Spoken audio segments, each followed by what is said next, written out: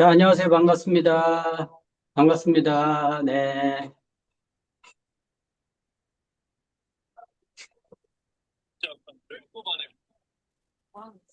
네, 화면 보이시죠? 네. 정부의 신 여러분, 반갑습니다. 네.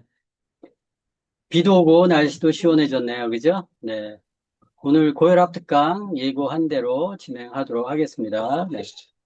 줌과 유튜브를 동시에 하기 때문에 조금,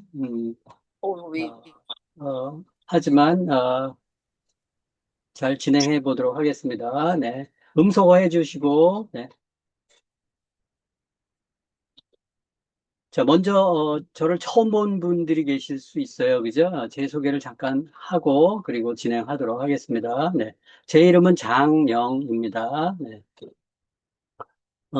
지금 헬스 디렉터로 활동을 하고 있고, 어, 삼성경제연구소에서 근무했었고, 지금은, 회사를 운영하고 있습니다.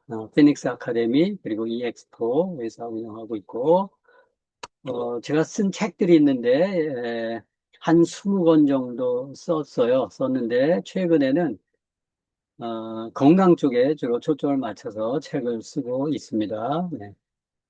어, 최근에 나온 건강 코칭 가이드 1, 2, 그,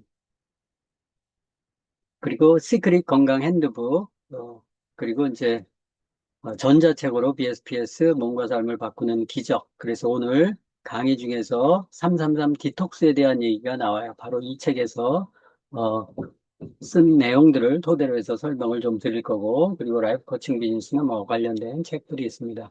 음, 음, 제가 오늘 말씀드릴 내용들은 고혈압에 대해서 설명을 드리는데요. 고혈압은 병인가 아니면 경고인가? 그리고 고혈압 약 복용 실상이죠. 정확히 얘기하면 고혈압약을 먹고 어떻게 지내고 있는지, 그리고 고혈압약 작용과 반작용. 약은 항상 작용이 있으면 반대의 작용이 있죠. 그거에 대해서 좀 알아보고, 그다음에 고혈압, 그럼 보통 약을 보통 많이들 드시죠. 고혈압의 근본 원인이 뭔지, 그리고 치유법이 있는지 치유법에 대해서 제가 생각하는 치유법 설명 좀 드리도록 하겠습니다. 그리고 실제 그 치유 사례가 있는가? 치유 사례, 대표적인 사례 한 세 사례 정도 보여드리고, 그 다음에 베이스로 되어 있는 333 디톡스 솔루션에 대한 설명 간단히 드리도록 그렇게 하겠습니다. 아마 중간중간에 영상이 좀 들어갈 거예요. 전문가들의 영상. 보시면 좀 더 이렇게 도움이 되실 것 같아요. 음, 아마 이 자리에 고혈압과 관련돼서 고혈압 약 드시는 분도 계시고, 혈압이 좀 높아서 걱정인 분도 계시고, 또 혈압은 아직 높지 않지만 고지혈증이 있거나 또 유산, 당뇨가 있거나, 뭐 이런 부분들이 아마 저 건강에 조금, 어, 이렇게 염려되시는 분들이 아마 많이 오셨을 것 같아요. 그분들에게 조금이라도 도움이 되었으면 정말 좋겠습니다. 네. 자, 고혈압은 병인가? 아니면 몸에 오는 일종의 경고인가? 여러분은 지금 어느 단계에 와 있습니까? 하고 여쭤보고 싶어요. 자, 우리가 이렇게 사회생활 하면서 피로감 많이 느끼죠. 그리고 일하다 보면 이렇게 시간이 쪼여서 잠이 부족할 때가 많이 있죠. 그리고 이제 몸이 예전과 같지 않아요. 자꾸 뱃살이 찌고 옷이 작아 보이고 그러면서 고지혈증, 콜레스테롤 수치가 높고 중성지방 수치가 높아지고 그리고 간에 지방이 좀 껴서 간에 지방이 낀 거 잘 모르겠다. 그럼 체지방률 조금 높다. 여자분들은 30한 2, 3% 정도 되면 지방간이 끼기 시작해요. 남자들은 15% 정도가 정상이니까 한 20% 정도 안팎 올라가기 시작하면 지방간이 있다 보시면 돼요. 이게 가속화되면 고혈압이나 당뇨가 오죠. 고혈압이 먼저 온 사람이 있고 당뇨가 먼저 온 사람이 있고 앞뒤로 왔다 갔다 하는데 두 개 다 오죠, 결국은. 그러면 이제 보통 약을 먹죠. 약을 먹으면 장이 안 좋아지죠. 그리고 간도 마찬가지 간과 심장을 치게 돼요. 약에 의해서. 그리고 혈압이 높은 걸 또 방치하고 당이 높은 걸 방치하다 보면 이제 장부들이 망가져요. 그리고 심장과 폐도 망가지죠. 장간, 신장. 장은 베이스인 거 아시죠? 영양소 흡수의 기본입니다. 그리고 들어간 것들이 간과 신장에서 해독을 하죠. 해독의 중심 장부가 간과 신장. 그리고 그 피를 전체적으로 돌리는 게 심장, 폐예요. 그러면 혈압이나 당뇨가 오면 몸통에 있는 모든 장부들이 망가지는 거예요. 네, 망가지다 보면 이제 머리로 가요. 그래서 치매나 뇌졸중이나 그리고 손끝 발끝으로 다리 하체 쪽으로 가죠. 그래서 심화가 되면 이제 암으로 전이가 되고 그리고 중환자실에 있다가 죽습니다. 제가 이걸 왜 보여드리냐 하면 고혈압 당뇨 약으로 이렇게 수치 조절해서 나 괜찮아라고 생각하시는 분들이 의외로 많은데요. 그 얼마 남지 않았어요. 그렇게 약에 의존해서 수치만 눈 가리고 조절하다 보면 장부들이 망가져요. 그래서 결국 저렇게 됩니다. 저는 이거를 너무나 잘 알아요. 저희 부친이 이 단계를 다 거쳤기 때문에 옆에서 생생하게 모시면서 봤기 때문에. 그리고 저도 고혈압 환자였었고, 그래서 심각하기 때문에 여러분들에게 설명을 드리는 거예요. 근데 겁먹지 마십시오. 해법은 있으니까. 자, 좀 더 입체적으로 그려보면요. 자, 보시면 이게 메타볼릭 더미너 그래서 병이 어떤 식으로 발전되는가를 보여주는 거예요. 처음 시작이 비만이죠. 그죠? 배가 나온다. 몸무게가 찐다. 그러면 기름이 끼죠. 그러면 혈관에 이상이 생깁니다. 그래서 고혈당, 고혈압, 고지혈증 이런 것들이 생겨요. 요게 이제 어, 비만으로부터 혈압이 오죠. 보통은 아닌 경우도 물론 있기는 합니다. 근데 대부분 이제 네, 비만이라서 혈액이 탁하고 혈관에 뭐가 끼면 혈압이 높아지고 그리고 이제 당뇨가 오죠. 아까 얘기한 대로 당뇨가 먼저 온 사람이 있고 고혈압이 먼저 온 사람이 있고 앞뒤로 왔다 갔다 합니다. 네. 그리고 이제 결국 당뇨 약을 꾸준히 먹다 보면 안전할 게 아니고 신장이 망가져서 결국 투석하거나 또 치매로 오거나 그렇습니다. 그래서 처음에 혈액 혈관이 녹슬기 시작하네, 네. 녹이 많이 쓸었네, 중간 단계예요. 그리고 다 막혔네. 그러면 이제 치매나 파킨슨이나 뇌졸중이나 심장병이나 중환자실에서 또는 뭐 족부계좌에서 손발이 썩어 들어가는 병으로 죽죠. 그래서 이 대사장 증후군이 무서워요. 그 시작이 뭐예요? 비만이에요. 근데 비만이 왜 생겼어요? 나쁜 생활 습관 때문에 생겼어요. 고혈압이 왜 생겼어요? 비만 때문에 생겼어요. 비만이 왜 생겼다고요? 나쁜 생활 습관, 식생활 습관 때문에 생겼습니다. 당뇨가 왜 생겼어요? 고혈압 때문에, 또는 고혈당 때문에, 고지혈증 때문에, 또는 혈관이 경화돼서 지방간이라서. 그게 왜 생겼다고요? 비만. 비만이 왜 생겼다고요? 나쁜 생활 습관. 치매가 왜 생겼다고요? 나쁜 생활 습관. 암이 왜 생겼다고요? 나쁜 생활 습관. 뇌졸중이 왜 생겼다고요? 나쁜 생활 습관이. 그래서 중요한 것은 이 비만 이전에 몸을 개선해야 돼요. 혈압이 왔어요. 당뇨가 왔어요. 개선하셔야 돼요. 개선하지 않으면 밑으로 떨어지는 거예요. 추락하는 거예요. 그래서 그걸 우습게 생각하시면 안 된다는 거예요. 지금 젊으니까 약 먹고 그렇게 화하고 그러고 그러지. 좀 더 심각해지면 저 밑으로 여러분들 치매로 고생하고 싶어요? 신장 투석하면서 평생 그러고 다니고 싶어요? 평생 살지도 못하지만 투석 들어가면 파킨슨 중환자실 중환자실에 아무것도 안 하고 그냥 입원만 하고 있어도 하루에 45만 원 그렇던데요. 보니까 최근에 이렇게 입원한 분 보니까 한 달이면 4, 32, 1200이에요. 중환자실에서 눈만 벌둥벌둥 뜨고 있는데. 자, 한국의 사망률 보겠습니다. 1위가 암이에요. 그죠? 잘 아시다시피. 2위가 심장 질환이에요. 심장 질환인데 뇌혈관 질환, 또 고혈압성 질환, 당뇨, 알츠하이머 사실은 다 사실은 심혈관 질환으로 포함시킬 수 있어요. 암도요 사실 심혈관 질환으로부터 시작되는 거예요. 궁극적으로. 그래서 이 암이나 심혈관 질환도 결국 뭐가 문제라고요? 식생활 습관이 문제라는 거죠.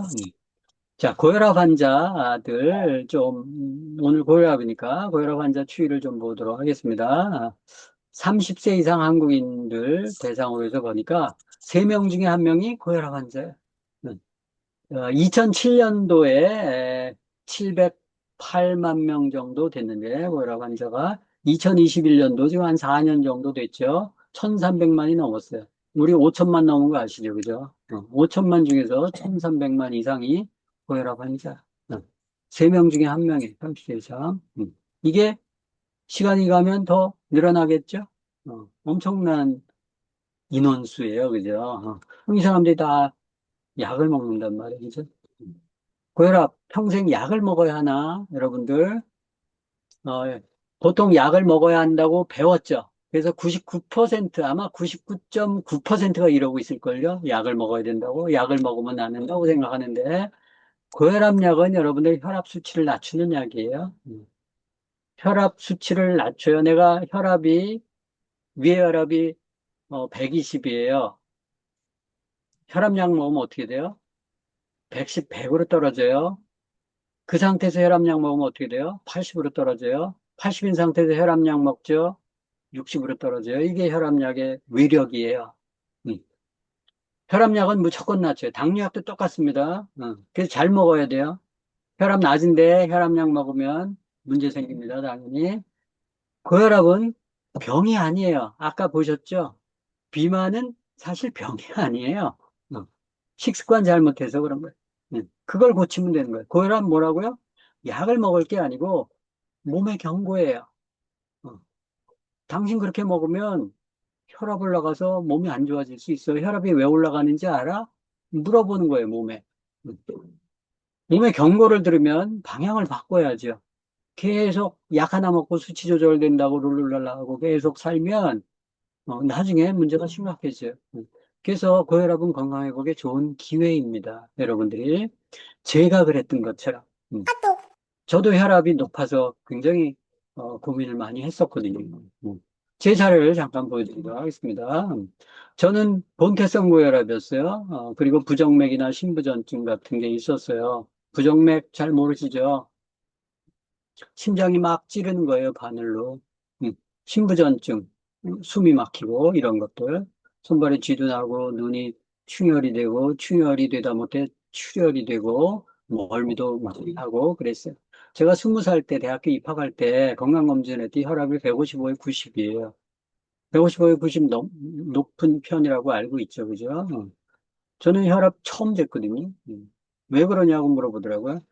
부친 그 약 드시냐고. 그래서 약 드신다 그랬죠. 혈압 높으셨거든요. 혈압약 드시고 계셨거든요. 저희 부친은 35살부터인가 혈압약 드셨다고 얘기하더라고요. 어, 근데 제가 약에 대해서 너무 힘드니까 그래서 약을 먹지는 않았어요. 근데 나이 40이 됐네요. 계속 혈압이 높은 상태였어요. 경정서 다닐 때 혈압이 165에 100. 그러면서 눈도 터지고, 점점 더, 이렇게 부정맥 가끔 오고, 신부전증 있고, 이렇게 눈끝이 막 떨리고 이런 일들이 벌어지더니, 눈이 터지기 시작하더니 10개월간 가더라고요. 한쪽 터지면 한 3주 가거든요. 아물면 또 한쪽 터지고, 한쪽 터지고, 양쪽 번갈아가면서 10개월이 터지는 거예요.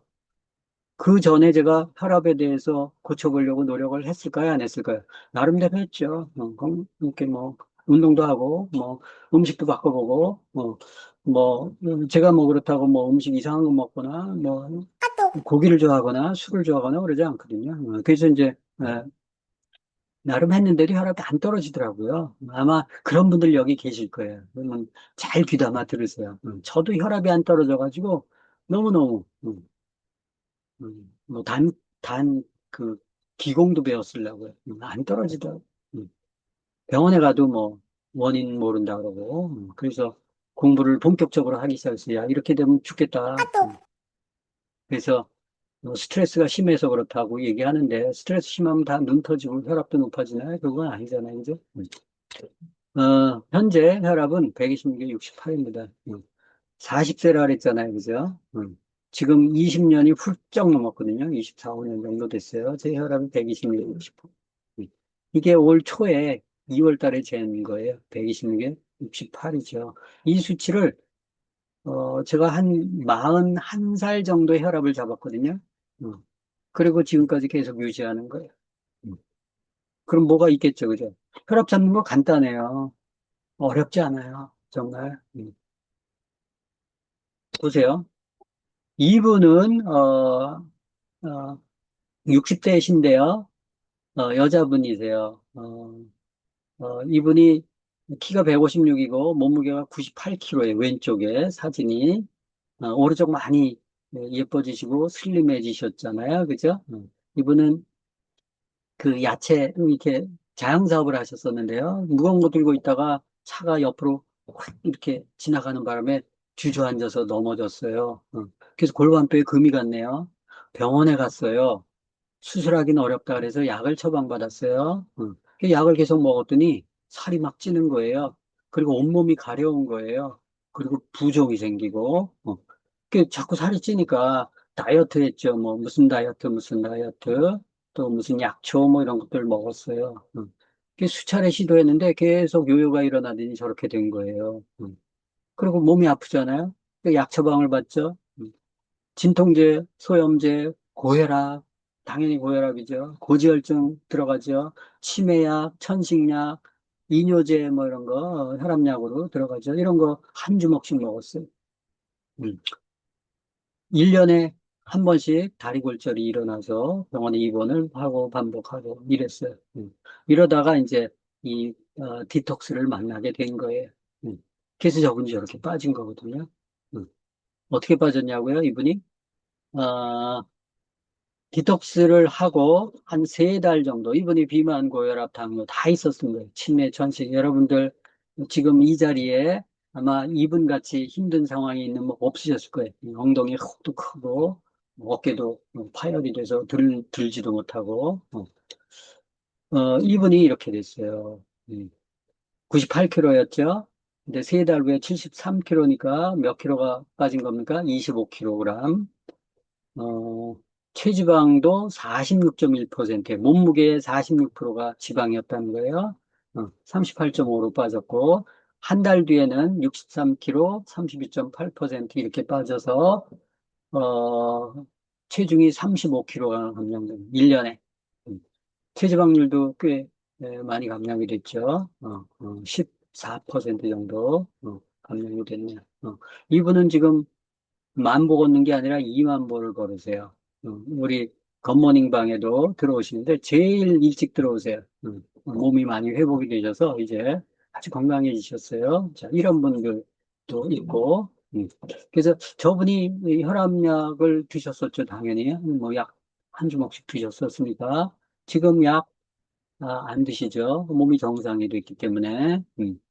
자, 그러면 약 없이, 저 역시 마찬가지로 약 하나 안 먹고 혈압 정상이에요. 어, 저는 빼빼 말랐잖아요. 그죠? 말랐는데 혈압이 이렇게 높았어요. 약 없이 이기는 방법 해서 일단 혈압을 약이 아니고 식생활 습관을 바꾸고 그리고 부족한 영양소를 좀 채워서 혈압을 개선하는 법을 좀 알려드릴 거예요. 그리고 혈압을 약으로 이렇게 누르고 할 생각하지 마시고 당신 그렇게 가면 절벽으로 떨어져요. 아까 폭포 밑에 폭포수가 있단 말이에요. 그죠? 글로 바닥으로 떨어진단 말이에요. 이거 방향을 바꿔야지 라는 것을 어, 제가 메시지로 드리고 싶어요. 그러면 건강이 회복이 돼서 정말 건강한 삶으로 바꿔질 수 있다. 고혈압의 진짜 원인이 뭔가 한번 같이 알아보자는 거예요. 부작용이 없는 치유법 설명드리고 그다음에 고혈압 치유 사례 또 한 두 명 정도 사례 더 보여드리고 섬세한 디톡스의 원리 설명드리도록 하겠습니다. 자, 혈압에 대해서 먼저 알아야 돼요.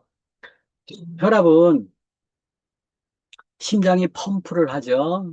그래서 혈관을 통해서 어, 사지로 보내죠. 그죠? 그래서 두 팔 두 다리, 그리고 목, 해서 펌프질을 할 때, 어, 혈압이 걸리는 거예요. 높은 혈압.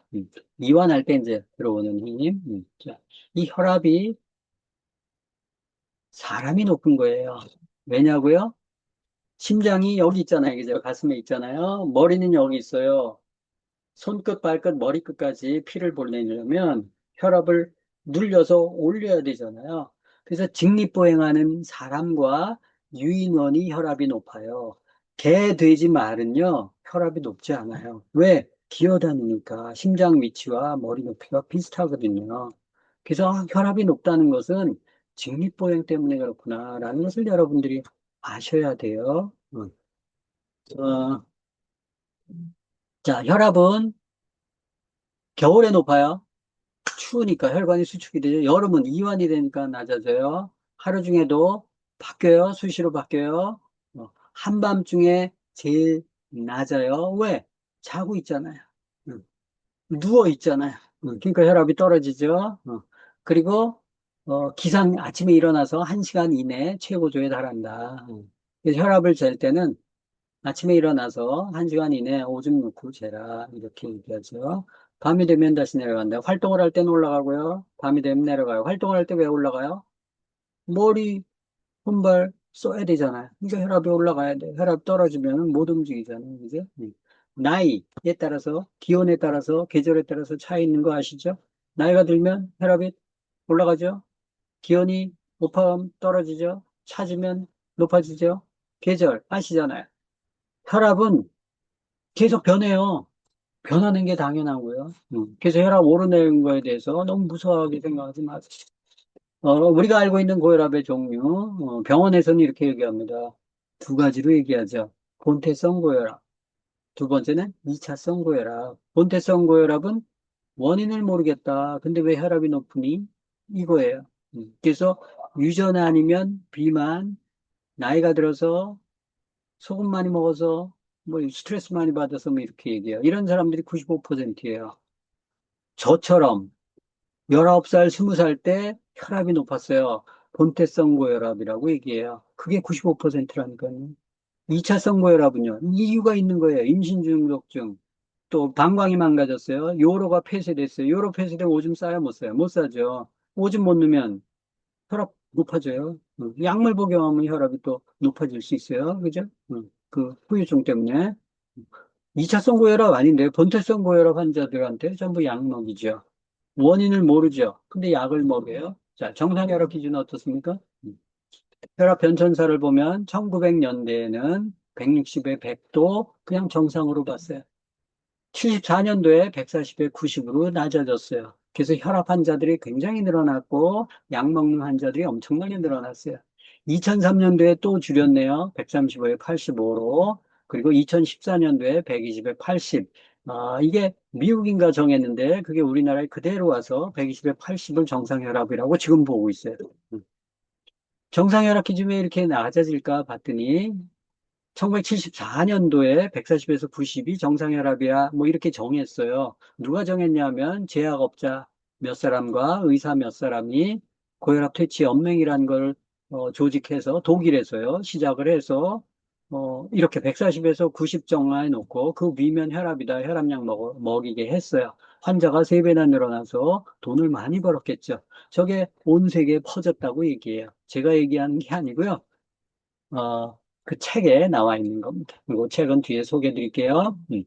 그래서 혈압의 수치를 낮춰지면 누가 돈 벌어요? 제약회사와 병원이 돈 버는 구조로 되어 있어요. 혈압이 낮아지면 문제가 생겨요? 그거에 대해서 좀 설명을 드리려고 해요. 고혈압 기준은요, 지금은 국가별로 좀 차이가 있습니다. 우리나라가 미국의 의료 기준을 많이 도입을 해서 혈압 낮추는 거는 빨리 낮췄는데 높이지는 않아요, 지금. 고혈압약은 제약회사들에게 황금어장입니다. 여러분 잘 아시다시피 심혈관계 쪽에 3.7조 원 2020년도에 매출액이 우리나라 매출액입니다. 지금 더 올랐겠죠, 그죠? 지금 정상 120에 80이라고 써놨잖아요. 그죠? 근데 혈압약은 140, 90, 이상 되면 혈압약을 먹이죠. 그죠? 어, 이게 나라별로 틀려요. 우리나라는 지금 그렇게 가이드라인을 잡고 있어요. 아직 그 120에 80을 정상혈압이라고 놓고 있죠. 이 혈압이 평균의 수치거든요. 이게 나이 든 사람들의 수치는 달라요. 그죠? 2018년도에 일본에서 야, 혈압 그렇게 높이 했더니 기준을 낮게 했더니 혈압약 먹는 사람들이 너무 많네. 근데 노인들은 대부분 다 혈압약 먹게 생겼어. 그래서 여러 가지 부작용이 있는 것 같아. 그래서 혈압 기준을 높였어요, 일본은. 147 이상이 돼야 약을 먹여요. 미국도 150 이상 돼야 투약 기준으로 상향 조정했어. 물론 이걸 지네들끼리 왔다 갔다 해요. 심장학회 다르고 또 이렇게 해서 왔다 갔다 하는데 하여튼 혈압 기준을 저렇게 왔다 갔다 하는데 우리나라는 꿈쩍도 안 하죠. 60세 이상 같은 경우에는 이완기혈압은 따로 이 이완기혈압이 높다고 해서 혈압약을 투여하거나 그러지 않다라는 거예요. 정말인가 한번 영상 한번 보겠습니다. 보통 혈압이 140을 넘으면 고혈압이라고 진단합니다. 그런데 일본에 이어 미국의 주요 의학회가 60세 이상에서 고혈압 진단 기준을 완화했습니다. 혈압 150 이상일 때 고혈압이라는 겁니다. 조동찬 의학 전문 기자입니다. 올해 65세인 남춘우 씨는 4년 전 최고 혈압이 147이었습니다. 바로 혈압약을 처방받았습니다. 약 먹기 시작한 거는 이제 4년 정도. 바로 그때 검사하고 나서 안 좋다고. 국내 고혈압 환자 900만 명 가운데 최소 100만 명 이상은 남 씨와 같은 처지입니다. 최고 혈압이 140에서 150 사이에 있고 60세 이상입니다. 그런데 이들에게 이번에 미국 학회가 완화한 기준을 적용할 경우 더 이상 약을 먹을 필요가 없습니다. 혈압이 140 이하로 안 떨어지면 약을 추가하거나 약의 용량을 올리잖아요. 근데 그 기준을 150으로 올리게 되면 약을 추가하거나 약의 용량을 올려야 되는 분들이 줄어들겠죠. 일본 검진학회는 이미 2년 전 모든 연령층에 대해서 고혈압 기준을 147로 완화했습니다.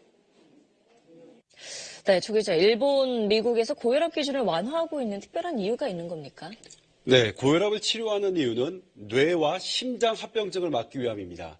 최고 혈압이 150을 넘는 환자는 혈압약을 썼을 때 그 예방 효과가 확실하게 나타나는데 최고 혈압이 140에서 150 사이의 환자들은 약을 써도 그 예방 효과가 불확실하다는 겁니다. 게다가 60세 이상은 여러 약을 복용하는 경우가 많은데 약이 서로 충돌해서 부작용을 겪기 십상입니다. 또 미국에서는 혈압 약값이 비싸다는 것도 이유로 포함됐습니다. 네, 아직까지 우리나라 의학회는 기준이 그대로인 거죠. 미국 기준을 따라서 높아질 수도 있을까요? 네, 2년 전 일본과 달리 이번 미국의 기준 변경은 우리나라 학회도 상당히 신경 쓸 겁니다. 왜냐하면 우리나라는 미국의 중심의 의학 체계를 받아들이고 있기 때문인데 네. 하지만 기준을 완화하면 고혈압 환자가 크게 줄겠죠. 의료계로서는 그게 부담스러울 수밖에 없습니다. 자, 거기까지만 보여드리도록 하겠습니다. 그래서 미국의 의료 기준을 받아들이고 낮추는 데는 빨리 낮췄는데 지금 높이지는 않고 있어요. 그래서 일본도 투약 기준이 상향됐다라는 것을 여러분들이 이해하시고 받아들이면 좋겠어요. 왜 선진국에서 그렇게 할까요? 그죠? 고혈압약 처방 실상을 보면 지금 고혈압은 유전이니까 또 숙명으로 여기고 평생 조절이 되니까 약 먹으십시오. 요즘 혈압약은 좋게 나와서 부작용이 거의 없습니다. 라고 얘기해요. 저건 거짓입니다. 혈압약을 드시다가 끊으면 자다가 사망할 수 있습니다. 중풍으로 평생 누워 지낼 수 있습니다. 라고 얘기해요. 죽을 때까지 혈압약을 반찬이다 생각하고 틀림없이 먹어야 합니다. 라고 교육을 받죠. 그죠? 그래서 혈압약, 이렇게 두려워하죠. 어떤 일을 해도 혈압약은 떨어뜨리면 안 된다. 밥은 굶어도 그건 죽기 살기로 먹잖아요. 그죠? 세뇌가 돼서 그래요. 혈압의 기준을 여러분들이 잘 이해하실 필요가 있어요. 고혈압약을 평생 먹어야죠? 고혈압약 먹으면 낫습니까? 평생 먹죠? 죽을 때까지 먹죠? 평생 못 고친다는 말과 같다라고 맞죠? 그죠? 여러분들? 자, 영상 하나 보도록 하겠습니다. 황 박사의 환자들에겐 혈압약 처방이 따로 없습니다. 하루 3번 식사 시간이 밥이자 약 먹는 시간입니다. 약을 끊고 고혈압을 고친다는 소식에 멀리서 온 환자들이 많습니다.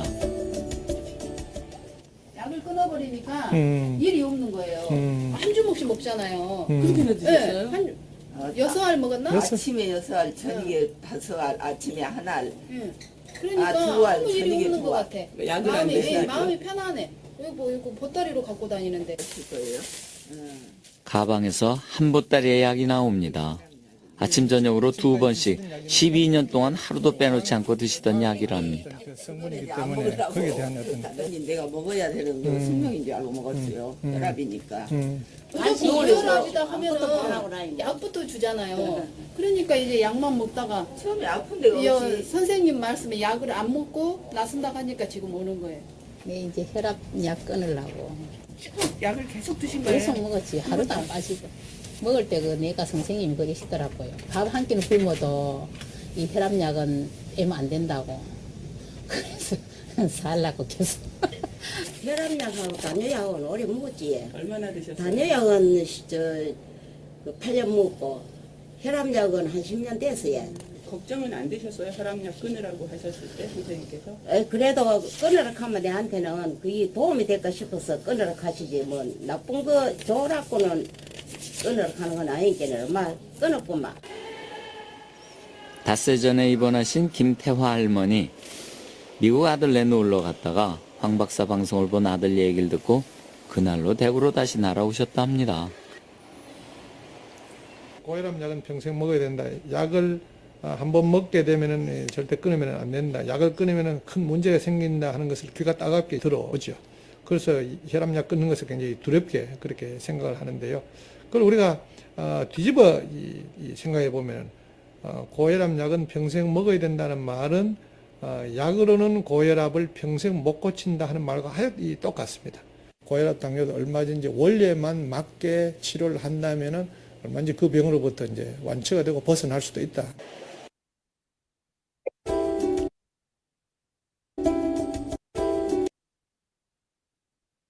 고혈압 환자는 3가지를 꼭 알고 계셔야 됩니다. 고혈압은 약으로 낫지 않습니다. 고혈압에 있으면 4가지 뒤따라 오는 병이 있다 하는 것을 꼭 기억을 하시고, 고혈압이 있으면 당뇨병도 생길 가능성이 매우 높다 하는 것을 꼭 기억을 하십시오. 고혈압 환자는 다음 3가지를 꼭 알고 있어야 됩니다. 그걸 모르면 고생을 많이 하게 됩니다. 첫째는 고혈압은 약으로 낫지 않습니다. 고혈압 환자들은 무조건 약을 씁니다만은 약을 평생 써도 낫지를 않습니다. 그걸 꼭 기억을 하셔야 됩니다. 낫지 않는 것을 하고 싶은 사람은 아마 아무도 안 계실 겁니다. 근데 이것을 정확하게 인식을 못 하시니까 아마 낫지 않겠는가라고 생각을 해서 고혈압 약을 평생 씁니다만은 고혈압은 절대로 약으로 낫지 않습니다. 의사들도 낫지 않는다는 얘기를 하지 않습니까? 고혈압은 평생 약을 먹어야 된다. 그런데 그 말은 고혈압 약은 평생 먹어도 고혈압은 낫지 않는다. 똑같은 말입니다. 고혈압 환자가 알고 있어야 될 2번째는요. 고혈압이 있으면 뒤따라오는 병이 있습니다. 4가지 병, 중요한 것을 말씀을 드리겠습니다. 모두 혈관의 병입니다. 뇌혈관병이 생깁니다. 뇌혈관병이라는 것은 뇌출혈 혹은 뇌경색입니다. 뇌출혈, 뇌경색을 흔히 중풍 혹은 뇌졸중이라고 얘기를 하지 않습니까? 그건 아주 치명적입니다.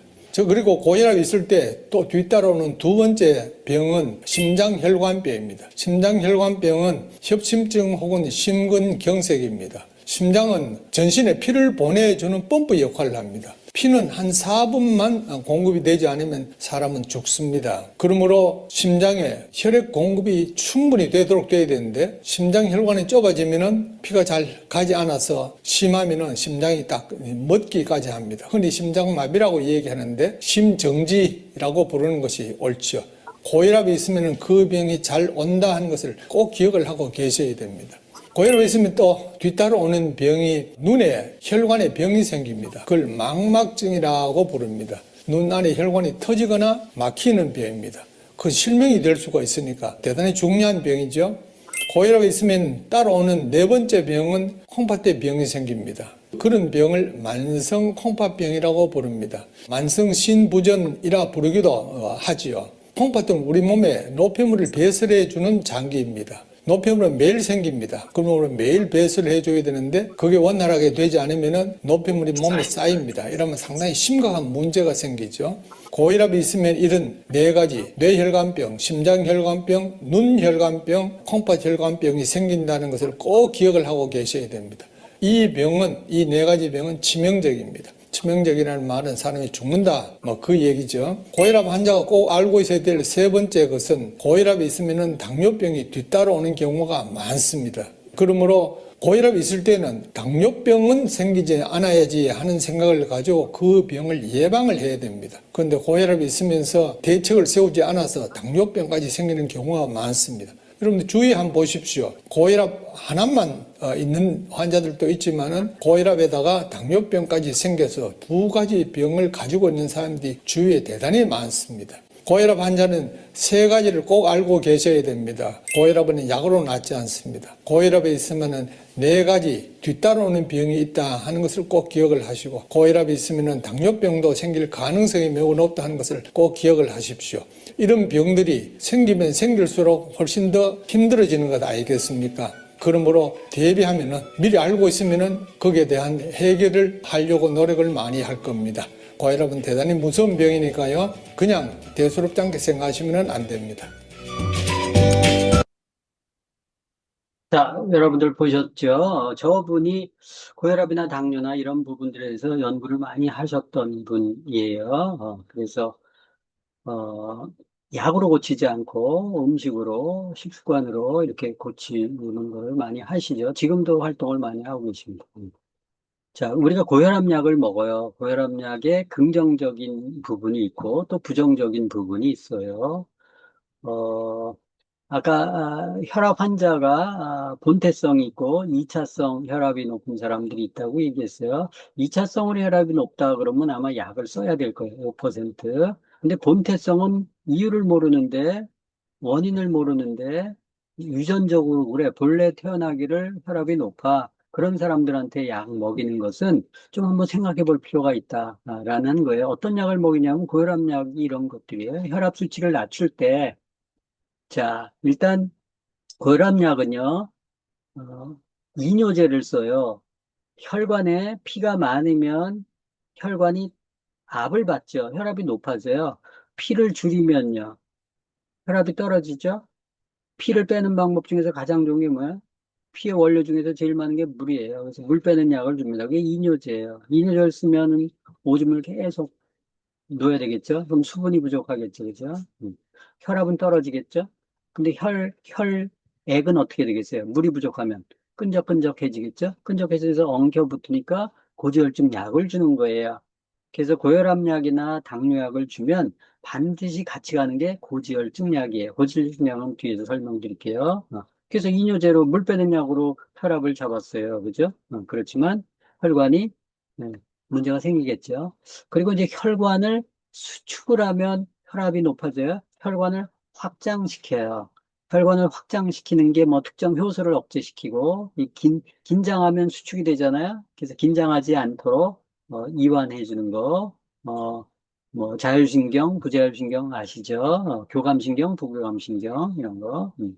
그래서 교감신경이 활성화되지 못하도록 억제해 주는 것, 그런 것들 써요. 혈관이 확장이 되면 느슨해져서 혈압이 낮아지겠죠. 이뇨제를 쓰고 혈관을 확장시켰는데도 혈압이 안 떨어지네. 그러면 심장박동 억제제를 줍니다. 심장박동을 왜 한다고 그랬어요? 온몸에 피를 보내기 위해서 한다 그랬어요. 그럼 심장을 천천히 뛰게 하는 약을 써요. 혈압은 잡겠죠. 근데 머리끝, 손끝, 발끝에 피가 가요, 안 가요? 안 가죠. 머리 쪽에 피가 안 가면 무슨 일이 벌어져요? 뇌세포가 죽죠. 뇌세포가 죽으면 치매, 알츠하이머, 기억력 저하, 뭐 이런 것들이 생기겠죠? 파킨슨 이런 것들. 치매 별거 아니에요. 뇌에 피가 안 가서 생기는 거예요. 눈이 왜 안 보인다고요? 눈에 피가 안 가서 그런 거예요. 그런 걸 여러분들이 이해하셔야 혈압약이, 저게, 혈압약을 먹어서 혈압이 좀 떨어져서 내가 안심이 된다. 이런 부분이 긍정적인 효과라면 혈압을 수치를 떨어뜨리는데 저런 약을 써서 쓰면 어떻게 될까? 여러분들 한번 상상을 해보세요. 저게 정상적인 방법은 아니잖아요. 그래서 이제 좀 더 복잡하게 설명을 하면 뭐 이뇨제, 뭐 알파 차단제, 또 칼슘 통로 차단제, 칼슘이 수축 미네랄이거든요. 칼슘이 잘 안 들어가게 하면 심장이 뛰다 말아요. 이렇게 뛰다 말아요. 베타 차단제 뭐 이런 것들, 또 안지오텐신 수용제 차단제, 전환효소 억제제 이런 것들 통해서 수분의 양을 조절해요. 오줌의 양을 조절하고 이런 것들이 다 고혈압 약물 기전이에요. 그래서 여러분들이 먹고 있는 약을 잘 살펴보세요. 자, 약을 제가 한번 보여드릴게요. 제일 많이 쓰는 게 칼슘 채널 차단제라는 게 있어요.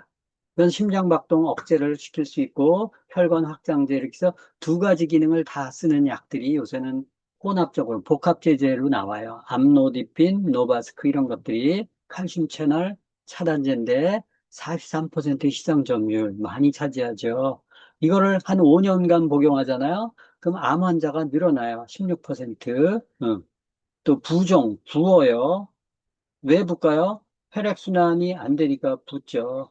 빈맥은 피가 공급이 안 되니까 맥만 막 뛰는 거예요. 달라고.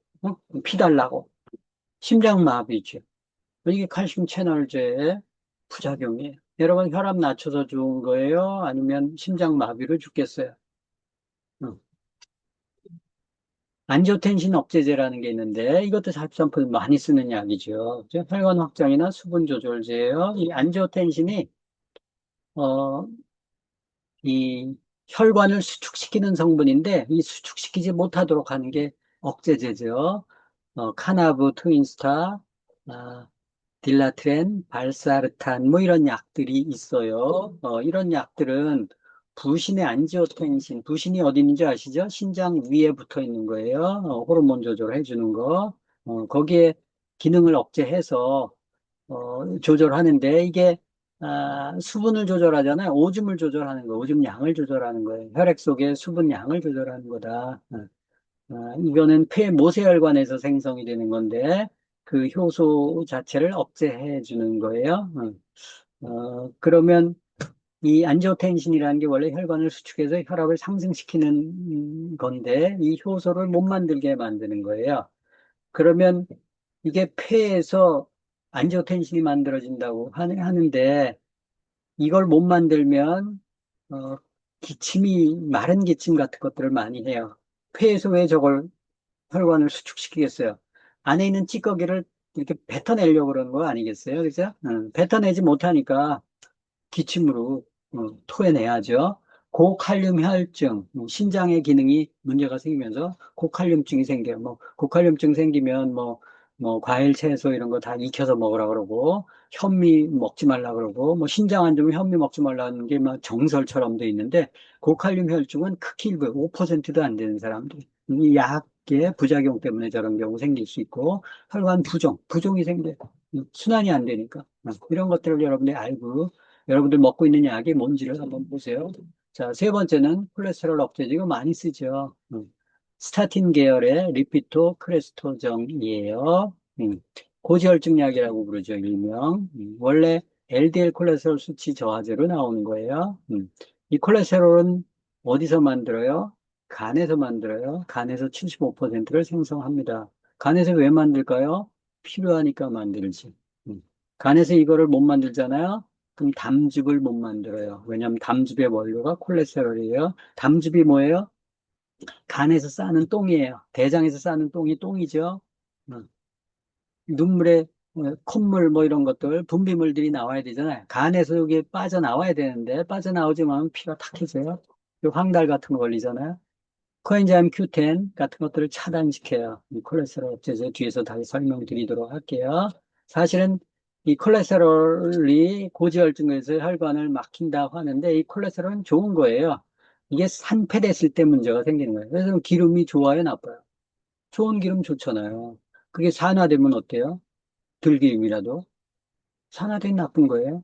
산소랑 만나서 산패가 되면 나쁜 거라고요. 콜레스테롤도 똑같아요. 산패가 안 되면 돼요. 우리가 산패 안 되기 위해서 항산영양제 먹잖아요. 비타민 E 같은 거, 오메가3 같은 것들. 콜레스테롤이 만들어진다고요, 몸에서. 이걸 못 만들게 하잖아요. 그럼 세포막이 터져요. 그래서 근육이 해체가 돼요. 횡문근 융해증 뭐 이런 거, 그 혈액 수치를 보면 또 간세포 파괴, 간 수치 상승 이런 일들이 벌어져요. 콜레스테롤 대제. 이뇨제 쓴다 그랬지 아까. 물 빼는 약. 여러분들 물 빼는 약을 계속 쓰면 방광이 어떻게 되겠어요? 신장이 어떻게 됐어요?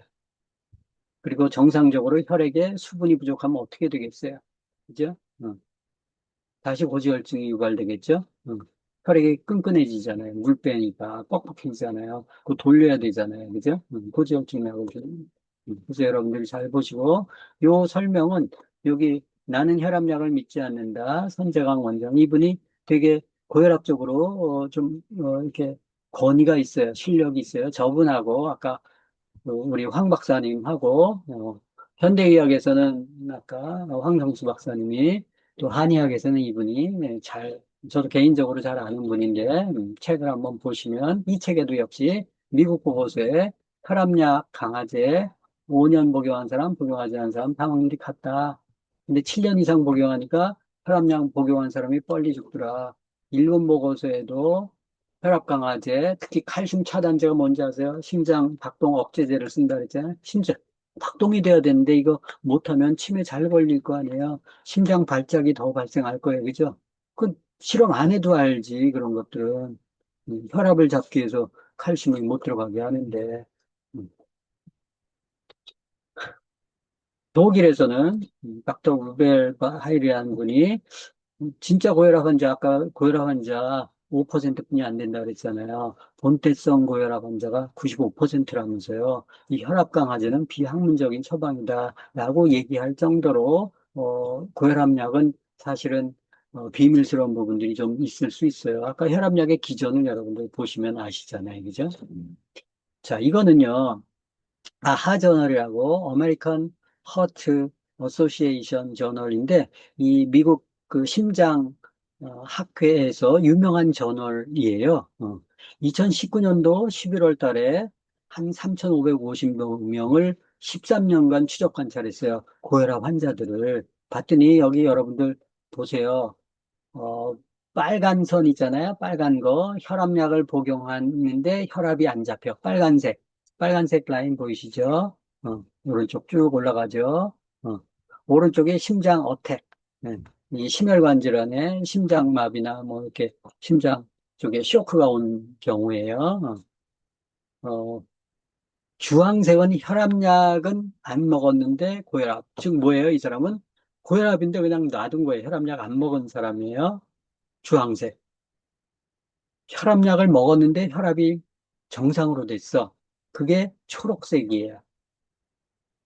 파란색은요, 혈압약 먹을 필요 없는 정상혈압 사람이에요. 당연히 심혈관 쪽에 쇼크가 혈압약 안 먹고 정상혈압인 사람 파란색이 제일 낫죠? 제일 높은 게 뭔지 보세요. 제일 높은 거. 초록색이죠? 초록색이 뭐라 그랬어요? 혈압약을 복용했더니 혈압이 떨어진 사람. 그 사람들이 리스크가 제일 큰 거예요. 아이러니컬하죠. 그래서 혈압약을 안 먹은 두 부류가 정상 혈압인 사람, 그리고 혈압이 고혈압인데도 혈압약 안 먹은 사람이 사실 심장 어택이 적은 거예요. 혈압약을 복용했더니 혈압이 잡힌 사람하고 잡히지 않는 사람하고 잡힌 사람이 오히려 더 리스크가 있다는 거예요. 이건 저널에 나온 거예요. 수천 명을 대서 유명한 저널이에요. 근데 이게 많이 감춰져 있죠. 그럼 이걸 보면 이 자료만 보면 혈압약을 먹는 게 리스크가 있어요? 안 먹는 게 리스크가 있어요? 먹는 게 리스크가 있잖아요. 그죠? 근데 혈압약을 왜 먹이지? 라고 생각해 볼 필요는 있어요, 여러분들. 각자 이유는 있을 수 있어요. 근데 하여튼, 그 의학 저널에 이런 것들이 실렸다는 거예요. 고혈압의 증상을 보면 고혈압은 실제로 느낄 수 없는 경우가 더 많다. 아무 증상이 없다가 장기전 손상을 미쳐서 합병증을 발생시킬 수 있다라는 거고, 요거는 제가 고혈압은 혈관의 병입니다. 혈관, 아까 혈관이 막혀서 생기는 병이다라는 설명을 했으니까 요거는 넘어가도록 할게요.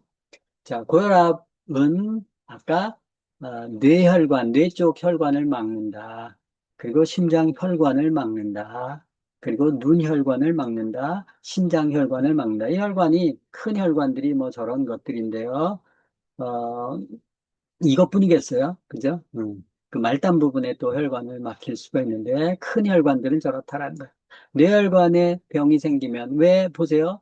고혈압, 혈압이 높다고 해서 혈압이 높은 이유는 머리끝, 손끝, 발끝에 피가 가야 되잖아요. 그죠? 음. 근데 피가 안 가면 어떻게 생겨요? 혈관이 막히겠죠. 우리가 시냇물이 이렇게 있다가 물이 쭉 가다가 가물어가지고 물이 가물어요. 그러면 쓰레기가 잔뜩 쌓이겠죠. 근데 물이 쭉 빠지면 어때요? 쓰레기 다 긁어내죠. 이런 원리랑 똑같아요. 그래서 막힐 가능성이 높죠. 혈압을 낮추면 심장이 박동이 되다가 심장을 천천히 뛰게 하잖아요. 그럼 어혈이 더 많이 생기는 거 아시죠? 찌꺼기들이 많이 생길 거 아니에요. 그죠? 그건 조심해야 돼. 그래서 혈압을 낮추는 게 무조건 능사는 아니다. 그래서 아까 그런 실험 결과가 나오지 않았나 싶어요. 심장 혈관, 심근경색, 협심증, 부정맥, 심정지 이런 것들.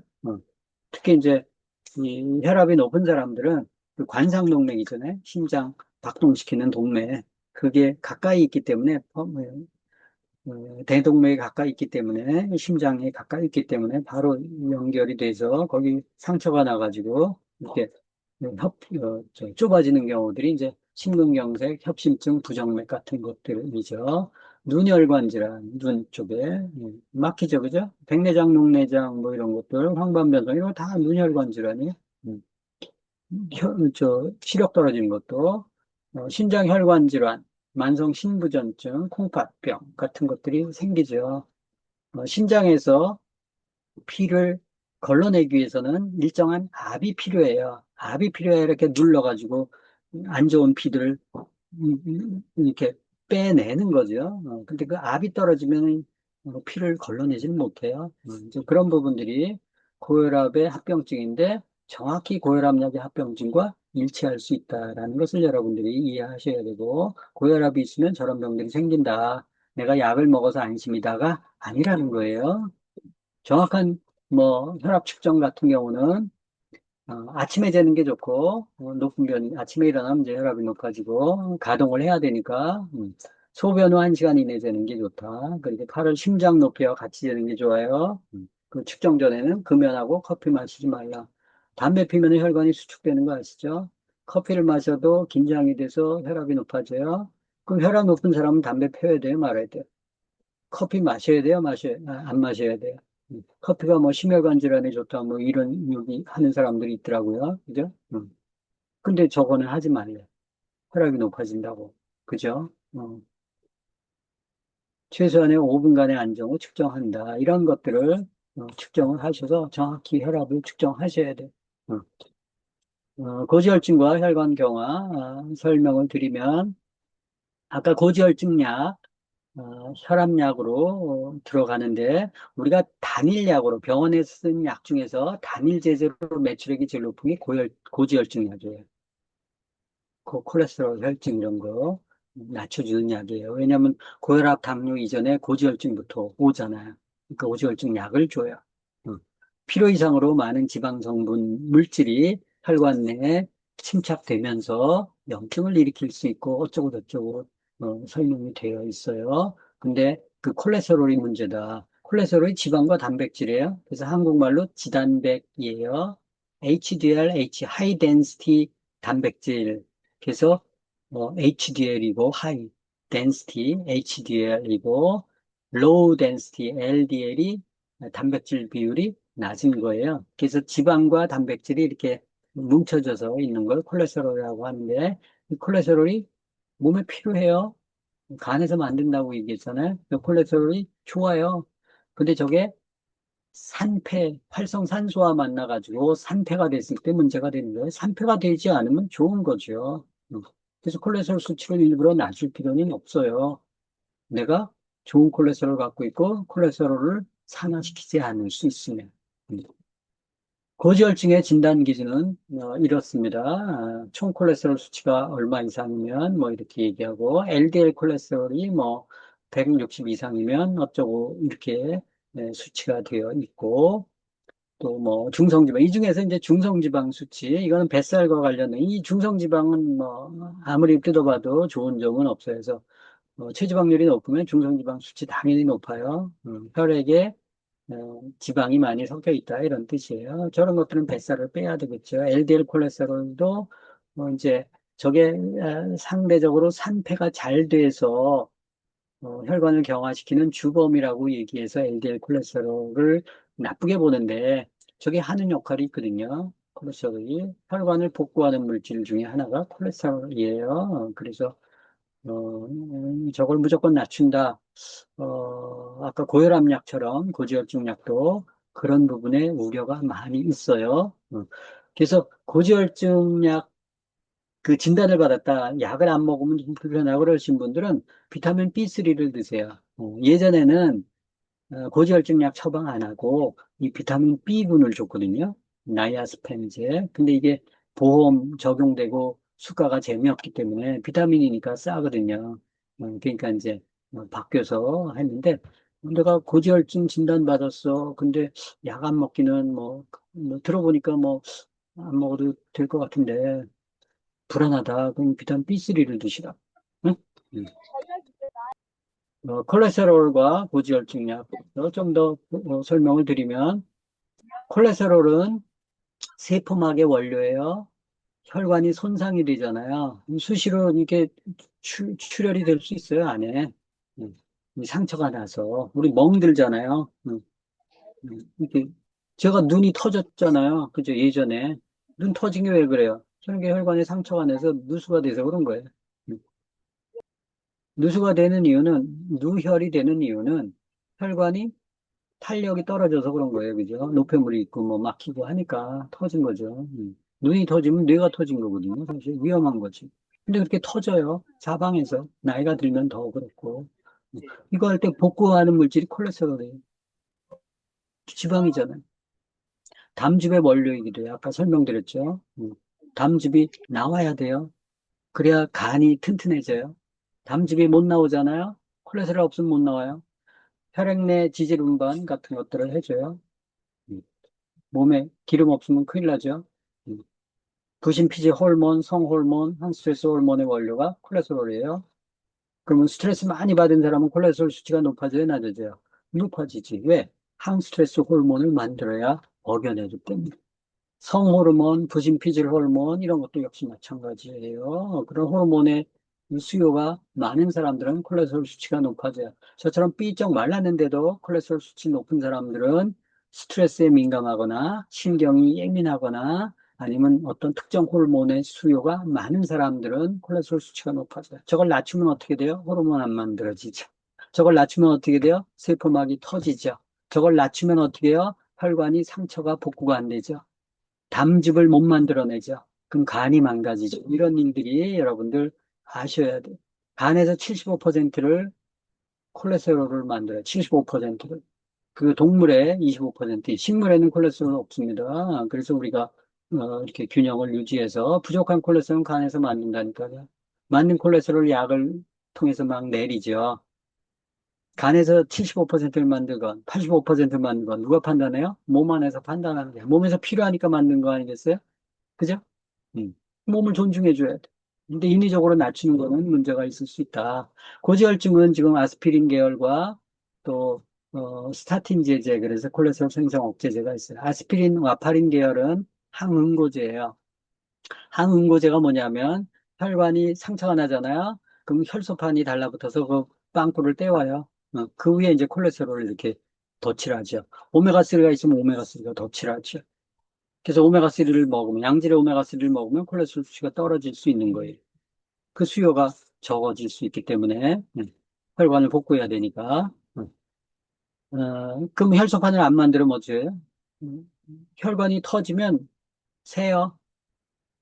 교통사고 나서 혈관이 상처가 나서 출혈이 됐어요. 출혈 안 멈춰요. 위출혈, 내출혈, 다 내출혈. 그래서 재수 없으면 죽어요. 저런 거 먹다가. 먹은 사람들은 사고 나면 수술도 뭐 먹냐 물어보고 한 일주일 정도 뒤에 끊은 다음에 수술하잖아요. 그죠?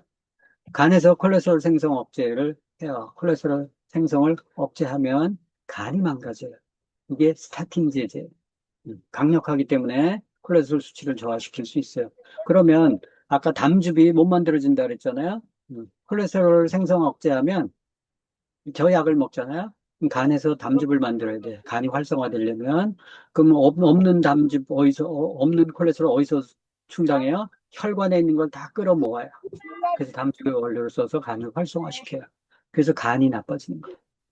간이 나빠지면 혈당이 조절이 안 돼요. 지방간, 간 수치, 간에 있는 글리코겐을 이렇게 끌어올리고 이런 것들이 혈당을 조절하는 건데 이게 안 되니까 당뇨가 오고 성격이 난폭해진다. 왜? 호르몬 조절의 원료가 문제가 되니까. 그래서 이런 것들을 알고 여러분들이 고지혈증 약을 쓰시는 게 좋고, 고지혈증 약 중에서 제일 우려스러운 부분이 이 스타틴 같은 경우는 코엔자임 수치를 낮춰줘요. 그래서 여러분들 고지혈증 약 먹으면 약 봉투에 뭐냐면 코엔자임을 섭취하라 뭐 이런 게 나오고 비타민 K를 섭취하십시오 뭐 이런 게 나와요. 그게 바로 약 부작용 때문에 그걸 써놓은 거거든요. 그래서 스타틴 먹는 사람들은 코엔자임 Q10을 먹으셔야 돼요. 왜냐면 저기 도표를 보면 코엔자임이 제일 많이 필요한 때가 언제예요? 20대 때. 심장이에요. 근데 80대가 되면 어때요? 심장이 코엔자임이 쭉 떨어져서 밑으로 바닥을 겨요. 그러니까 심혈관 질환에 죽는 거예요. 그래서 코엔자임 Q10이 몸 안에서 원래 만들도록 되어 있거든요. 근데 나이가 들면 떨어진다니까요. 근데 약을 먹으면 더 급가속해서 떨어지지. 그러면 심장에 뭐가 필요하다고요? 코엔자임 Q10. 코엔자임 Q10이 무슨 역할을 한다고요? 세포의 연소를 도와줘요. 100% 연소를 도와줘요. 근데 연소를 못 시키게 하면 찌꺼기들이 많이 남잖아요. 그죠? 그럼 세포도 찌꺼기가 많고 혈액에도 찌꺼기가 많이 도는 거예요. 활성산소 많이 돌고. 그럼 병의 근본 원이지.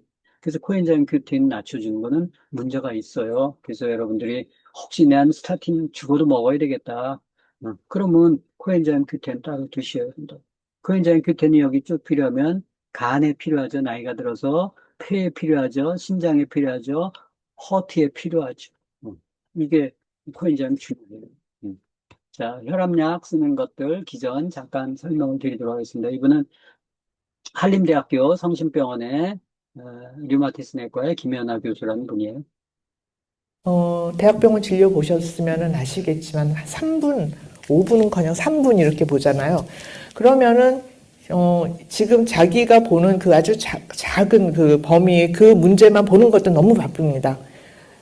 이분이 어떤 다른 과에 가서 무슨 약을 먹는지 이걸 떠들어 볼 시간이 없어요. 그러니까 그리고 이제 요즘 병원 가시면은 어디가 불편하다 말하면 바로 그냥 약이 튀어나오죠. 약이 바로 클릭됩니다.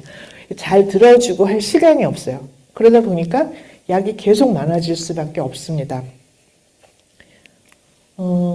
이게 이제 약이 많아지는 처방의 그 폭풍우라고 하는 그런 모식도인데, 예를 들어서 이제 그런 겁니다.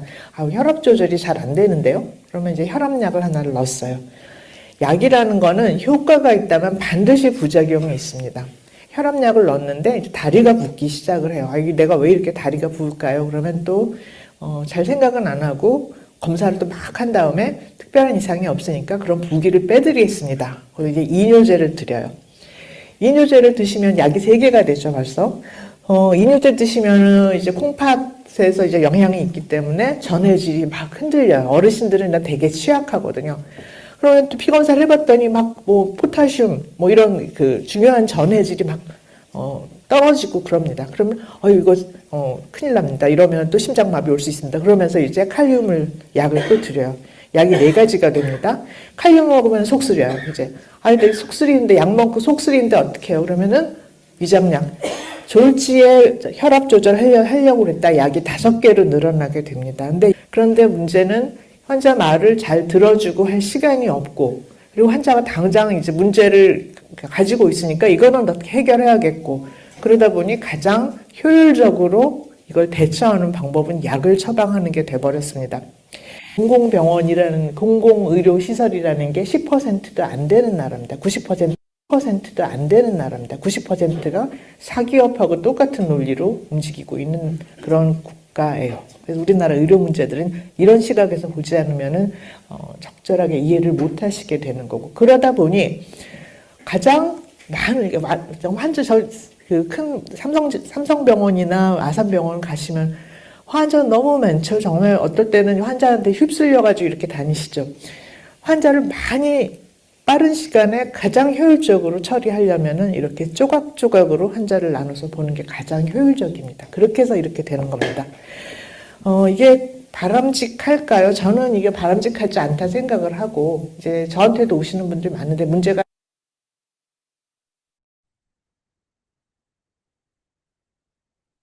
보지 않으면은 적절하게 이해를 못 하시게 되는 거고, 그러다 보니 가장 많은 환자 큰 삼성병원이나 아산병원 가시면 환자 너무 많죠. 정말 어떨 때는 환자한테 휩쓸려가지고 이렇게 다니시죠. 환자를 많이 빠른 시간에 가장 효율적으로 처리하려면은 이렇게 조각조각으로 환자를 나눠서 보는 게 가장 효율적입니다. 자, 고혈압과 비만에 대해서 설명을 드리도록 하겠습니다. 네, 관련 자료는 제가 나중에 업로드 시켜드릴 테니까 거기서 한번 보시고요. 혈압이 높은 사람들, 비만한 사람들이 많죠. 보통 이제 4, 5kg 정도 체중이 이렇게 좀 조절이 돼도 혈압이 꽤 낮아질 수 있는데, 이론적으로는 킬로그램당 뭐 1mHg에서 뭐 왔다 갔다 하는데요. 한 5kg 정도 줄으면 5mHg에서, 물론 사람마다 좀 틀려요. 그래서 일단 혈압이 높다, 내가 뚱뚱하다, 그러면 일단 혈압약을 먹기 전에 이 살을 빼는 게 필요하다는 거예요. 살 빼면 혈압이 떨어집니다. 모세혈관계가 줄어들기 때문에 그래요. 체중 조절할 때 특히 체지방 조절, 남자 15%, 여자 25%가 평균인데, 이거보다 좀 높다 그러면 지방간을 빼는 게 중요하다. 간에 지방이 껴 있으면 살 안 빠져요, 잘. 그래서 지방간부터 빼야 돼요. 그것도 이제 하는 요령이 있는데, 규칙적인 운동과 함께 식이요법을 병행하는 게 중요하다. 이래도 잘 안 빠져요, 그죠? 네.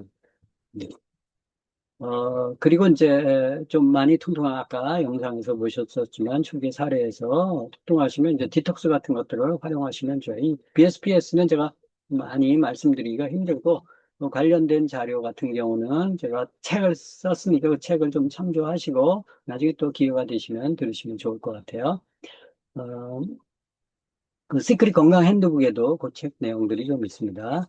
자, 식단이 바뀌면 혈압도 낮아진다. 아까 식습관을 고치는 게 중요하다. 그중에 현미 채식, 현미 채식은 현미와 찹쌀, 현미 반반 섞어서 물에 불려서 이렇게 하는 거예요. 백미는 섞지 않는 게 현미 채식입니다.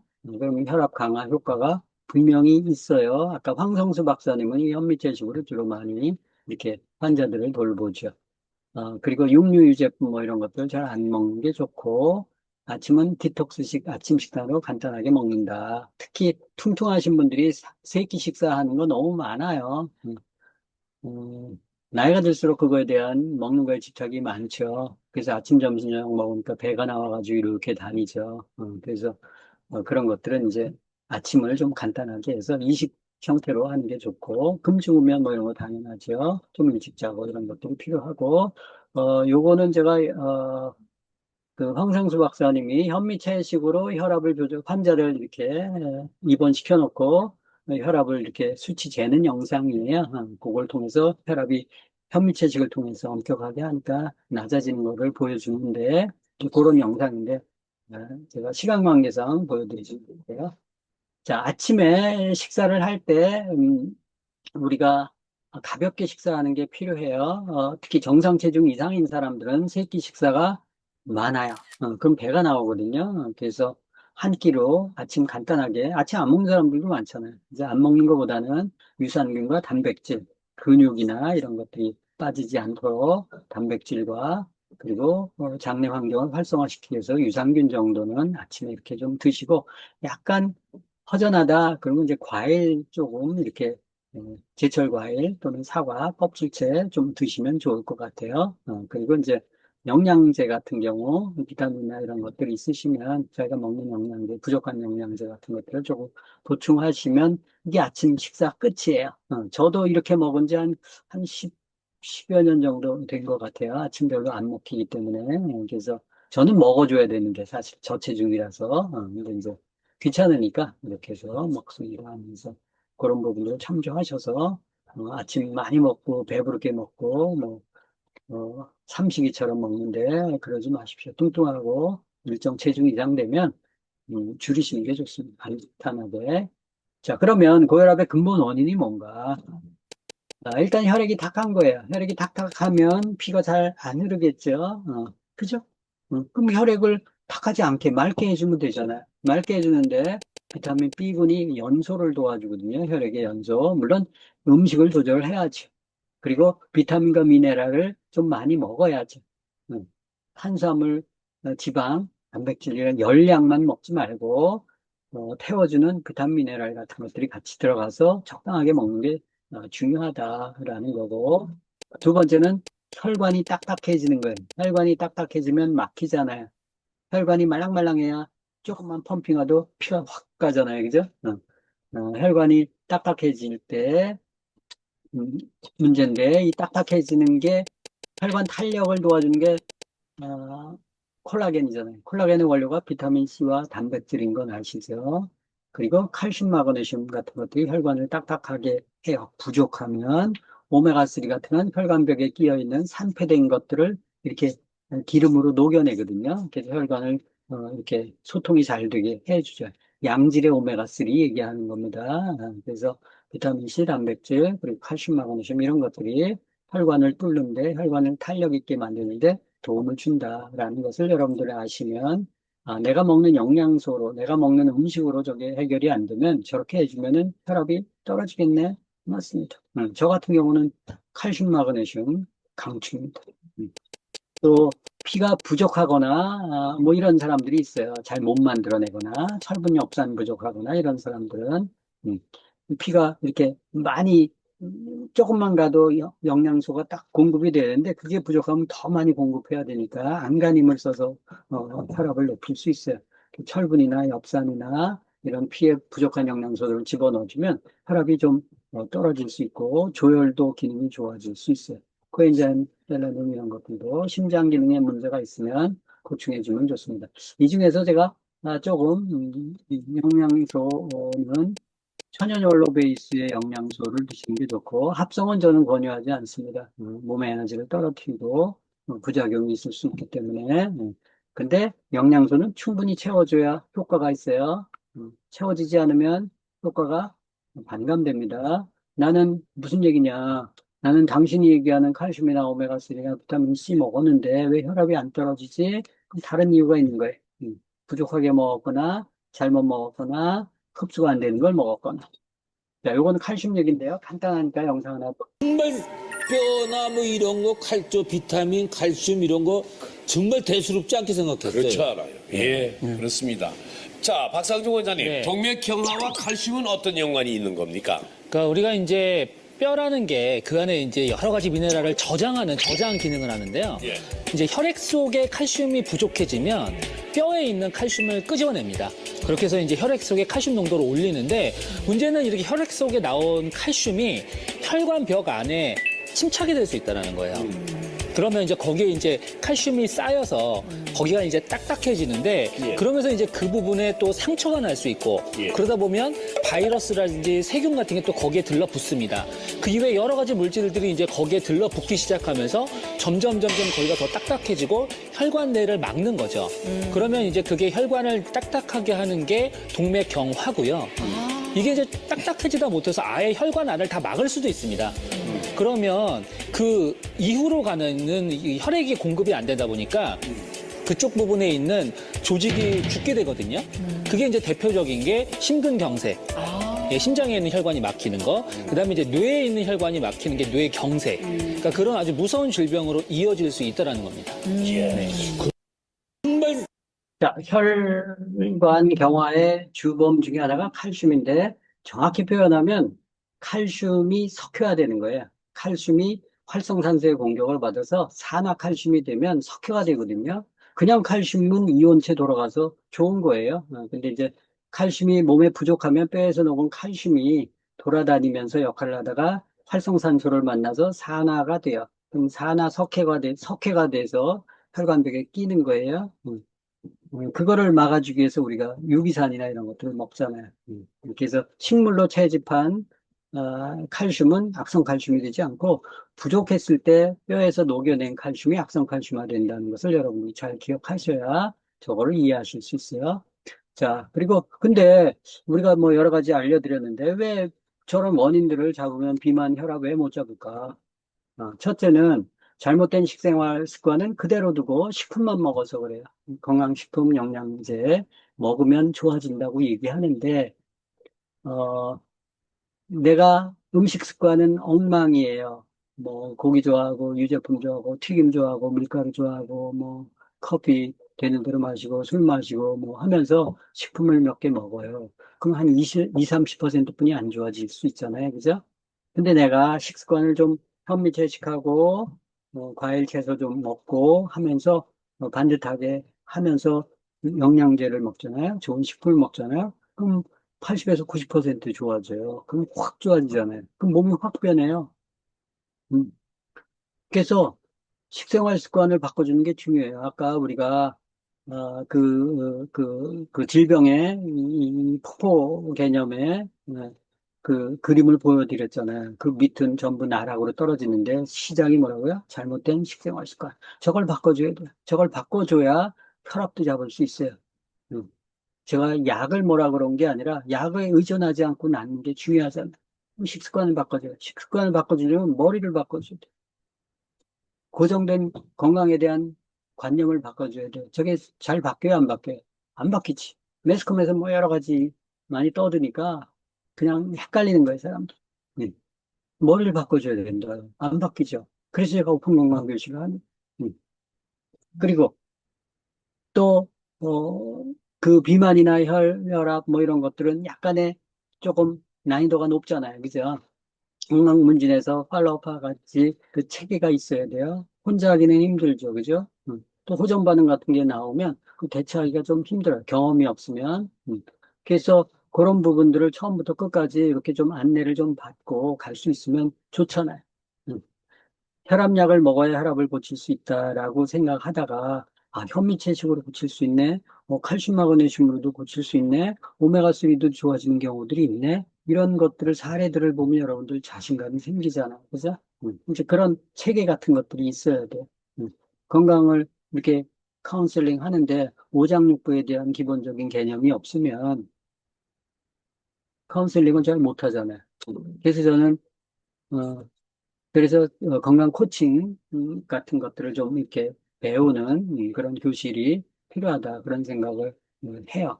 그거를 개념을 정확히 인지하고 그다음에 오장육부에 대한 기본적인 부분들 그리고 식품이 어떤 식의 장부의 영향을 어떤 식으로 주는지를 이해하면 그 플로우를 이해하면 몸에서 일어나는 반응들을 예측할 수 있거든요. 그러면 당연히 안내할 수 있어요. 그래서 저런 중환자들을 이렇게 고칠 수 있는 거예요. 이 만성질환을 치유하면 어떤 일이 벌어지나. 저희 이제 같이 비즈니스 하시는 분 중에 한 분인데 이분은 50대 여성분이고 요양병원의 간호사로 이렇게 커리어를 갖고 계신 분이에요.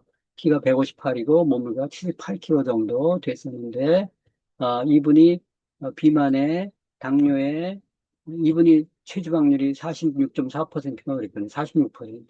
내장지방률이 18%.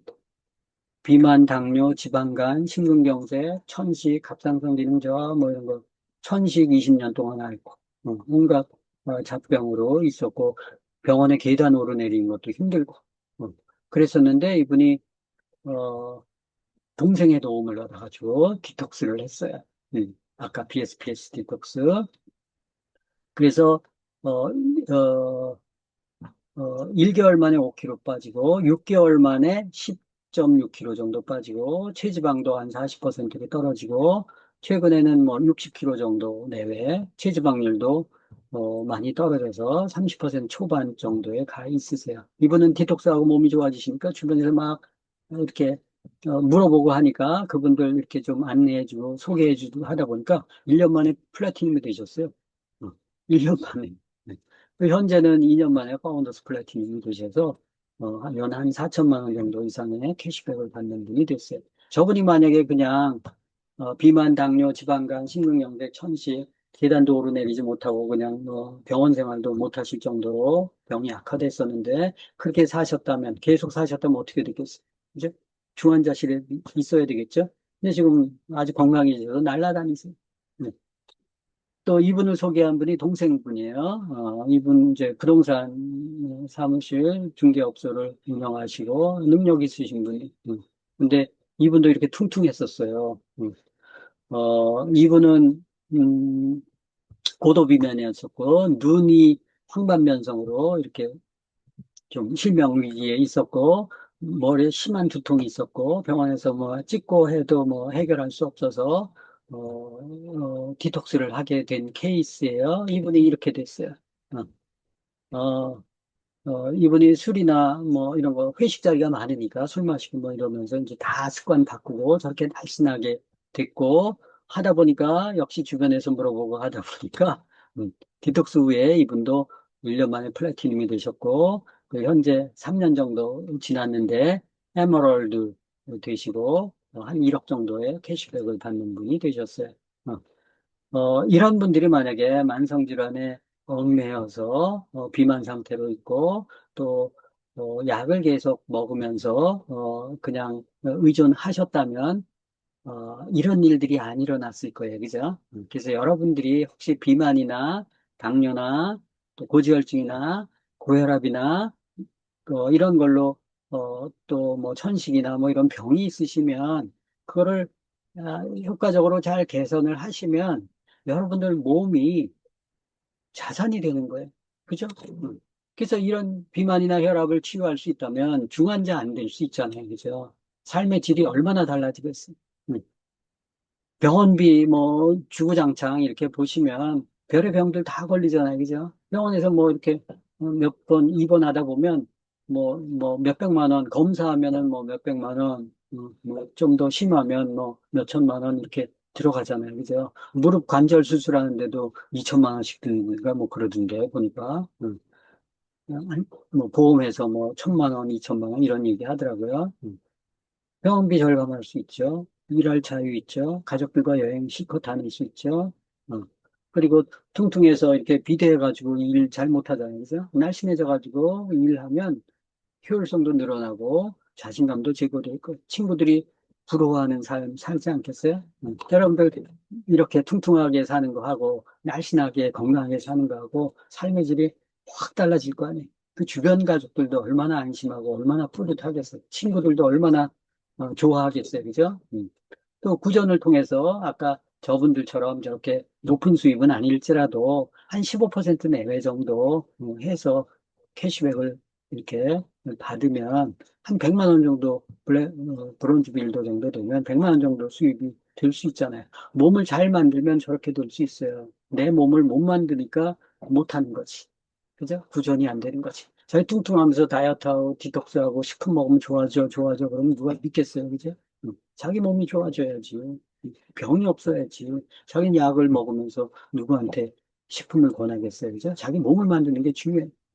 100만 원 정도의 수입만 들어온다 하더라도, 한 4억 원 정도의 돈을 이자로 이렇게 받는 게 100만 원 정도 좀 안 되는데, 만약에 이거를 지금 시작해서 몸을 만드는 게 중요하지. 1년 뒤, 2년 뒤에 만들어서 하면, 추가적으로 수입을 얻을 수 있는 기회가 떨어지죠. 당연히 몸이 만들어지면 내 몸 좋아지고, 그리고 저렇게 구전이 돼서 또 건강 같은 것들을 배워가지고 여러분들이 전문가 이렇게 좀 되셔서 하시면 얼마든지 추가적인 수입을 낼 수 있어요. 그리고 건강 전문가는 제2의 자산이 될 수 있고 제2의 인생을 살 수 있는 기회예요. 나이가 들어서도 할 수 있는 게 건강 전문가잖아요. 그죠?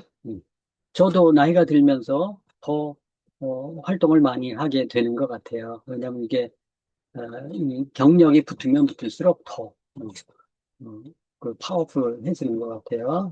제가 하는 디톡스입니다. BSPS, Blood Self Purification System. 그래서 333, 3일 디톡스식, 3주일씩, 3달 2식 해서, 요게 시크릿 건강 핸드북과 또 BSPS, 그 전자책에도 나와 있으니까 활용하시면 좋을 것 같아요. 요 책입니다. 몸과 삶을 바꾸는 기적. 상세하게 풀어놨고, 저 사례들도 그 안에 있는 사례 발췌해서 보여드리는 거예요. 자, 우리 피를 더럽히는 독소가, 뭐가 있는지 보면, 이게 음식독이 있고, 호흡독이 있고, 피부독이 있다고 얘기했어요. 우리 혈액을 탁하게 하는 독소를 빼버리는 게 중요하죠. 그게 디톡스인데, 인체 놀라운 비밀, 또 잘못된 식생활, 장, 평생 요요 없는 디톡스 다이어트. 이 1, 2, 3, 4가 몸을 만드는데 아주 핵심적인 것들이에요. 또 오, 물, 또 호흡, 공기, 또 가정요리, 환경호르몬, 또 피부독, 이런 것들, 약물부작용. 이 10개의 챕터가 바로 시크릿 건강 핸드북의 교재고, 오픈 건강 교실의 순서잖아요. 그죠? 그래서 이 독소를 없애는 것들이 혈액을 깨끗하게 하고, 혈액을 깨끗하면 혈관도 청소가 돼서 깨끗해져요. 그럼 고혈압이나 당뇨나 저런 만성질환들이 좋아질 수 있어요. 저처럼, 그리고 아까 사례를 보여드린 그 만성질환자들처럼. 그래서 오픈건강교실은 10주 과정으로 이렇게 진행하는 거 여러분들 알고 계시고, 요번에는 특별히 몸을 만드는 게 중요하다 해서 1, 2, 3, 5주 차 4개의 챕터를 뽑아서 이렇게 4주 건강 리셋 과정을 할 거예요. 그래서 지금 59개 오픈 건강교실 10주 과정으로 해서 한 1000여 명 정도가 진행이 됐는데, 요 4주 건강 리셋 과정은 부담이 없을 거예요. 4주니까. 그래서 4주 과정으로 인체 놀람 해서 몸을 좀 만들고 싶은 분들, 회복시키고 싶은 분들 집중적으로 한 4주 정도 진행하려고 합니다. 이것은 수강 신청은 네이버 카페 오픈 건강교실에 있으니까 신청하시면 좋을 것 같아요. 그래서 몸을 만드시는 게 좋고, 혼자 몸 만드시기 힘드시면 도와드리도록 하겠습니다. 그리고 또 하나는, 그래서 오픈건강교실 건강리셋 4주 과정이 진행이 될 거고, 그리고 이제 건강 코칭 교실 10주 과정, 이것은 제가 외부에 오픈한 적이 없어요. 내부에서, 내부 전문가들만 양성을 해왔었는데, 한 달 뒤죠. 10월 13일 날 개강을 할 거예요. 이건 매주 토요일 날 진행을 합니다. 8시부터, 20시 반, 22시 30분이니까, 21시 30분, 1시간 반 정도씩 합니다. 오타네요. 네이버 카페 오픈 건강교실에 올려놓도록 하겠습니다. 끝난 다음에 해서 원하시는 분들은 하시고, 금액을 결정하는 게 사실은 좀 어려웠어요. 왜냐하면 이런 건강 코칭과 관련해서 오장부에 다르고 장부에 다른 부분들이기 때문에 일반 이제 외부에 어떤 코칭 과정들이 있는가 한번 봤더니 12주 과정 해가지고 보니까 뭐 한 180만 원 이렇게 받던데요. 근데 커리큘럼 보니까 영양소나 뭐 이런 부분은 적고 음식 같은 것들 좀 하면서 하던데, 그래서 이걸 어떻게 해야 되나, 꼭 공부할 사람들만 꼭 해야 되는가 싶어서 고민을 좀 하다가 제가 이렇게 말도 안 되는 가격으로 이렇게 하니까 선착순으로 접수하도록 하겠습니다. 그 건강 코칭 교실 10주 과정은 보시면 1주차부터 10주차까지 있는데 저 책을 기조로 할 거예요. 시크릿 건강 핸드북을 가지고 주차별로 했던 것처럼 이 책을 2권을 가지고 진행을 할 겁니다. 그래서 혈액과 혈관, 기본적인 원리, 위, 장, 간과 심장, 심장과 폐 해가지고 생식기, 그리고 10주차의 영양소 쓰는 방법, 피부와 면역, 호르몬 이런 것들 전체적으로 다룰 거예요. 제가 경험했었던 내용들을 중간중간 넣어서 이렇게 설명을 드릴 거니까 아마 이쪽으로 건강 코칭이나 공부를 하려고 했었던 분들은 들으시면 시간 세이브를 엄청나게 할 거예요. 한 20여 년 정도 제가 축적된 것들을 이렇게 알려드릴 테니까 네이버 카페 활용하시면 좋을 것 같아요. 어차피 오픈하기로 했으니까 여러분들 많이 활용하시면 좋을 것 같고, 건강은 아는 만큼 보이죠. 모르면 당하는 거예요. 고혈압도 처음에는 어렵게 생각했는데 실제 원리를 알고 이치를 알면 그렇게 어려운 거 아니에요. 응. 그래서 고혈압 나 고치고 싶은데 당뇨도 좀 좋게 하고 싶은데 약에 의존하지 않고 좀 수치를 내리고 싶은데 수치가 높아서 내가 걱정해요. 그럼 약을 드세요. 의사와 상담하고 하면서 수치가 내려가는 만큼 약을 좀 줄여가시면 되잖아요. 혼자 하기 힘드시다? 그럼 오픈 건강교실 밑에 4주 과정에 들어오세요. 제가 이렇게 가이드하고 좀 응원을 해드릴 테니까 건강 코칭 교실 같은 것도 또 관심이 있으신 분들은 들어오셔서 활용하시면 제가 또 도울 수 있는 한 돕도록 하겠습니다. 여러분들 늦게까지 수고하셨고요. 다음 주에 당뇨병 특강에서 뵙도록 하겠습니다. 여러분들 애쓰셨습니다. 감사합니다. 질문사항 카톡방에 올려놓으시고 또 오늘 강의 자료 제가 2페이지로 요약한 게 있는데요. 아까 오픈건강교실 네이버 카페에 PDF 파일로 올려놓을 테니까 다운받아서 활용하시면 좋을 것 같아요. 동영상 링크도 거기 달아놨습니다. 감사합니다. 애쓰셨습니다. 수고들 많으셨습니다.